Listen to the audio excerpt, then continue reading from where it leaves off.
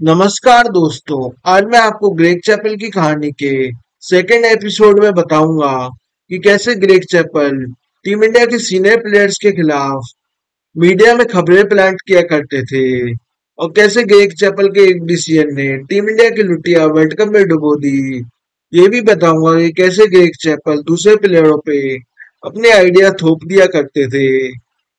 आज की कहानी फिर एक बार इंडियन क्रिकेट के सबसे बड़े विलन ग्रेग चैपल के नाम। ग्रेग चैपल ने अपनी कोचिंग में महेंद्र सिंह धोनी और सुरेश रैना जैसे युवा प्लेयरों को आगे बढ़ाया, पर सीनियर प्लेयर्स ग्रेग चैपल की कोचिंग में खुश नहीं थे। ग्रेग चैपल पे टीम इंडिया के सीनियर प्लेयर्स के खिलाफ मीडिया में खबरें प्लांट करने के आरोप लगते थे। ऐसा ही एक इंसिडेंट वरिष्ठ पत्रकार प्रदीप मैगजीन जी ने अपनी बुक में लिखा है। उनके अनुसार किक इन्फो के यंग जर्नलिस्ट सिद्धार्थ वैद्यनाथन पाकिस्तान के खिलाफ सीरीज हारने के बाद टीम इंडिया के फ्यूचर पे डिस्कस करने के लिए ग्रेग चैपल से मिले।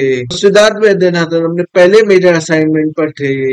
इस डिस्कशन के दौरान ग्रेग चैपल ने उन्हें बताया कि टीम इंडिया को 2007 के वर्ल्ड कप की बेहतर तैयारी करने के लिए टीम से सचिन तेंदुलकर, वीरेंद्र सहवाग और वीएस लक्ष्मण जैसे प्लेयरों को ड्रॉप कर देना चाहिए। साथ ही ग्रेग चैपल ये भी चाहते थे कि सिद्धार्थ वैद्यनाथन ऐसा ही एक आर्टिकल क्रिकेट इन्फो की वेबसाइट पर लिखे और उसमें चैपल की रेफरेंस नहीं दे। सिद्धार्थ वैद्यनाथन ये सुनकर दंग रह गए। उन्होंने ये बात जाकर प्रदीप मैगजीन जी को बताई। प्रदीप मैगजीन जी ने ये बात जाकर राहुल द्रविड़ को बताई। राहुल द्रविड़ ये बात सुनकर शॉक हो गए। बाद में तीनों ने मिलकर डिसाइड किया कि टीम इंडिया की बेहतरी के लिए ऐसी खबरें मीडिया में लीक नहीं होनी चाहिए। इसके बाद सिद्धार्थ वैद्यनाथन ने ऐसा कोई आर्टिकल पब्लिश नहीं किया। हालांकि ग्रेग चैपल ने अपनी कोचिंग में टीम इंडिया के प्लेयर्स की फिटनेस को इम्प्रूव करने के लिए स्ट्रेंथ एंड कंडीशनिंग की एक्टिविटीज भी चालू कराई, पर सीनियर प्लेयर इससे भी खुश नहीं थे। हालांकि मैं इसे ग्रेग चैपल द्वारा लिया गया एक अच्छा इनिशिएटिव मानता हूँ, पर ग्रेग चैपल सीनियर प्लेयर्स को फिटनेस की इंपॉर्टेंस नहीं समझा पाए। ग्रेग चैपल खुद मानते थे कि उन्हें सीनियर प्लेयर्स के साथ कम्युनिकेट करने में दिक्कत होती थी। हालांकि ऐसी एक्टिविटीज विराट कोहली और रवि शास्त्री के कार्यकाल में भी चालू की गई थी, पर एक बेहतर कम्युनिकेशन के साथ। सचिन तेंदुलकर ने अपनी बुक में ग्रेग चैपल को रिंग मास्टर कहा है। सचिन तेंदुलकर के अनुसार ग्रेग चैपल अपने आइडियाज को दूसरे प्लेयरों पर थोप दिया करते थे, बिना ये सोचे समझे कि दूसरा प्लेयर उस आइडिया के साथ कंफर्टेबल है या नहीं। इसे एक एग्जाम्पल से समझते हैं। वीएस लक्ष्मण ने एक बार बताया था कि सन 2006 में इंडिया इंग्लैंड की टेस्ट मैच के दौरान, जो कि वानखेड़े स्टेडियम में चल रहा था, ग्रेग चैपल उनके पास आए और उनसे कहा कि क्या तुम ओपनिंग करना पसंद करोगे, क्योंकि टीम इंडिया उस वक्त अच्छे ओपनर्स की तलाश में थी। तो वीएस लक्ष्मण ने उनसे कहा कि मैं सन 2000 में ओपनिंग करके देख चुका हूँ और मैं उसमें इतना ज्यादा सफल नहीं हुआ। उसके बाद मैं मिडिल ऑर्डर में ही बैटिंग किया करता हूँ। तो ग्रेग चैपल ने इसके बाद वीएस लक्ष्मण से उनकी एज पूछी। वीएस लक्ष्मण ने कहा 31 साल। तो ग्रेग चैपल ने कहा कि 31 साल की उम्र में घर में बैठना अच्छा नहीं लगेगा। मीन्स की ग्रेग चैपल वीएस लक्ष्मण से कहना चाह रहे थे कि अगर तुम मेरे कहे अनुसार ओपनिंग नहीं करोगे तो तुम्हें टीम से ड्रॉप कर दिया जाएगा।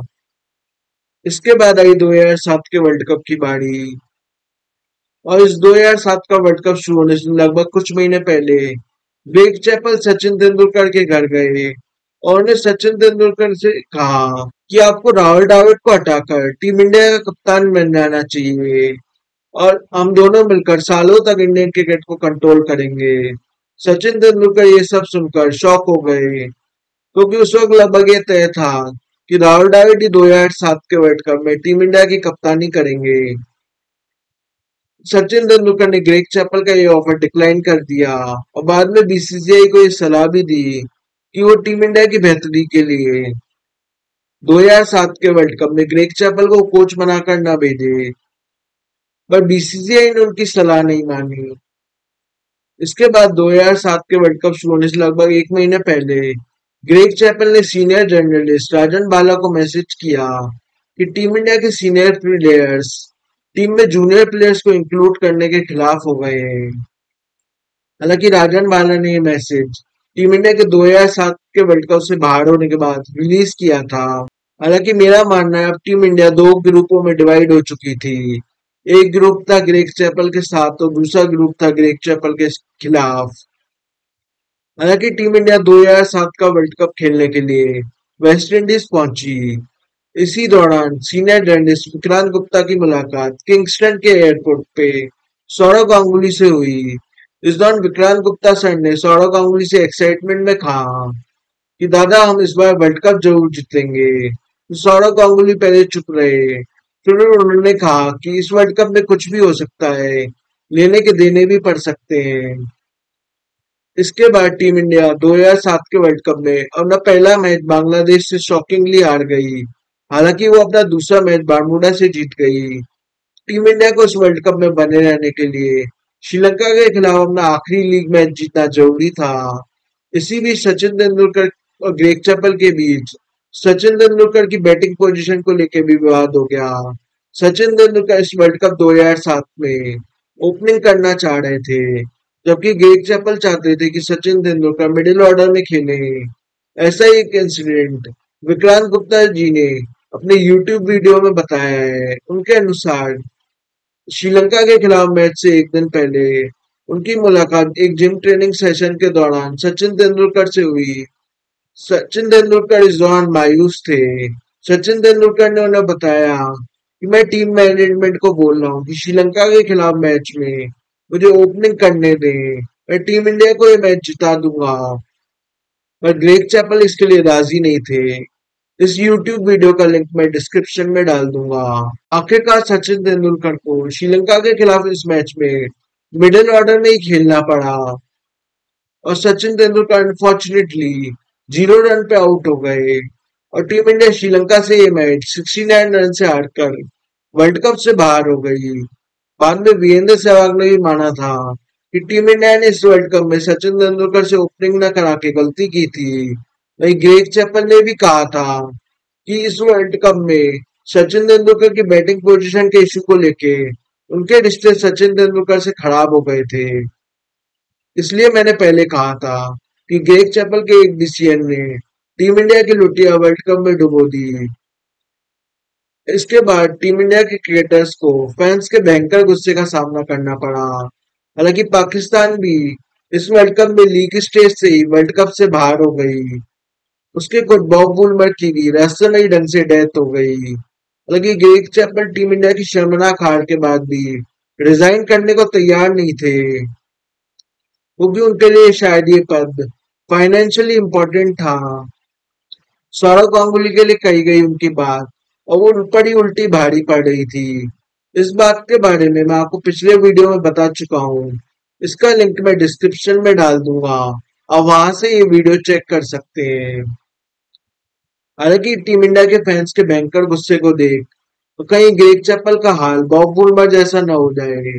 आखिरकार ग्रेग चैपल ने रिजाइन कर दिया। हरभजन सिंह ने कहा था कि ग्रेग चैपल ने इंडियन क्रिकेट को इतना नुकसान पहुंचाया कि इंडियन क्रिकेट को वापस ट्रैक पे लाने में 3 साल लग गए।